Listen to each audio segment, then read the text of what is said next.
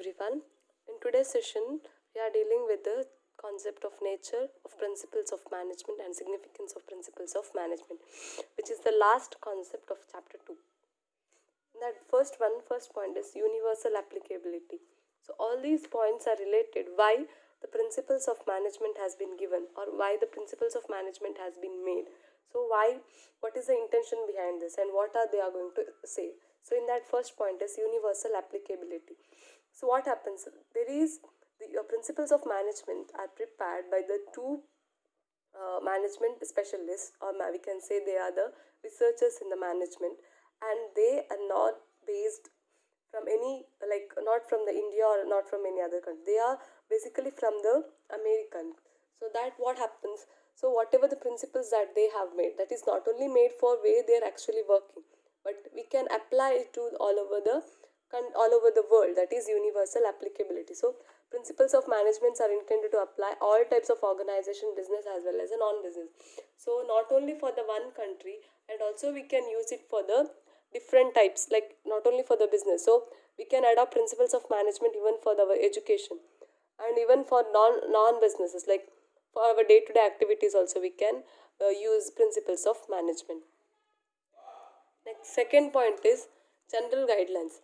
The principles are general guidelines to a action but do not provide ready-made and strategic solutions. So they are just a guidelines, but they are not the final one. So there may be some changes, or there may be some difference may arise based on the times and circumstances. We may get the difference in the guidelines. So it just provides a guidelines how to do the work and what is the work, how we can do the work, and all these general guidelines are provided. Then third point, formed by the practice and experimentation. See, whatever the principles that they have formed, like they, that is not just because of that thought came into their mind and just they go on writing. No, it's through the experimentation. They made an experimentation. There was a practice that was done before forming the principles of management. So that is how the principles of management are formed by practice and experimentation. Next, fourth point is flexible.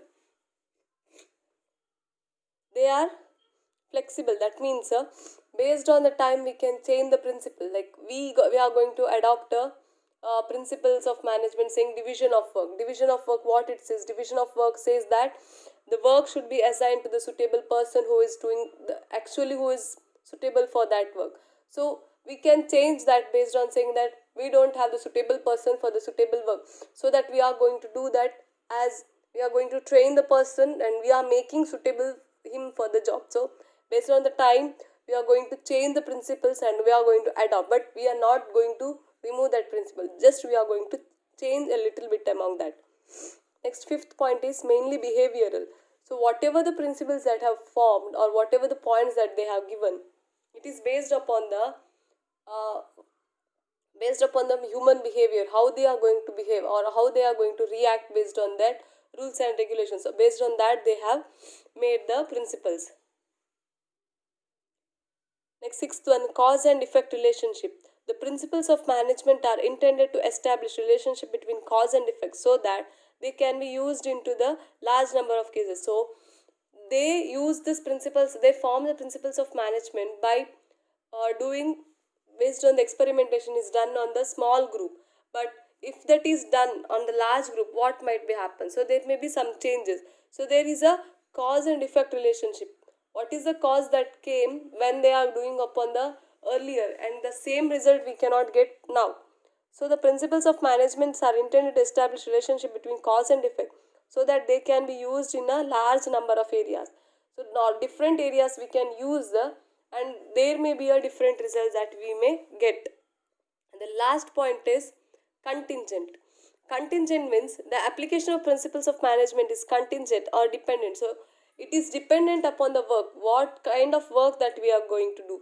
We can adopt that work only upon we need to change the principles based on that. So what is the work? The principles of adoption of the principles of management are depend upon the type of the work. So next one is significance of principles of management. So till now we studied nature. Nature means how the principles of management are going to work upon. And now significance of principles of management. First one, providing managers with the useful insight to the reality. As I earlier said, it is a guideline. So principles of management will provide a guidelines or how they need to adopt or how the workers should be worked, and all these brief blueprint they are going to provide. Next, optimum utilization of resources and effective administration. The last point says contingent. So it depends upon the some work. So when the resources are less, so we need to use it in the optimum utilization. Not some workers are kept aside and doing the work only for the some people. No, we cannot do that. So we can do the work when there is a possibility of doing the work in a different manner. That is, they can use all the resources and it is in a very effective and efficient manner. Next, scientific decision. Third point is scientific decision. So what happens when the principles of management is adopted? Like, principles of management says that we must decide before doing anything. So we must discuss and take a decision, and then we need to go for the actual work. So decision must be based upon the facts, theory, thoughtful, and justiciable in terms of the intended purpose. So actual work is what is the actual work and how we need to do that work. Based upon that, the principles of management are fixed. And next point is meeting changing environment. So as I said, it is flexible means it will keep on changing. So the principles of management must meet the changing environment. We cannot say that it should be the same way. For example, order. Let us take the order or scalar chain. Scalar chain, what scalar chain says? It says that the order must be given from the top level management to the lower level. So not all the times we can say that the order should be passed in that line only. Sometimes we need to change the line and then we need to go for the taking the orders, so that it should meet the changing environment. So whatever the changes, whatever the circumstances comes for the organization, based upon that we are able to change that principles of management. Fulfilling social responsibility. Social responsibility means something we are going to provide for the society, those who are around us. So those who are around the organization, we are going to provide them some kind of returns. That is, we know the company is called as social responsibility. So the awareness also increases, like saying that don't use the plastics, and some awareness programs like clean water, save trees, all these awareness programs are conducted by the organization and comes under the social responsibility. And the last point is management training, education and research. So what happens is, management says that there must be training provided for the workers, as well as they must have the previous knowledge about the management. That is how you are studying management now. The same way, in the future there are some courses like BBA, MBA are providing the management techniques and management knowledge. So this is how the through the principles of management they came for the discovery of the MBA and BBA for the higher educations, and they are going to give the complete knowledge about the management. So this is about the second chapter, this that is principles of management.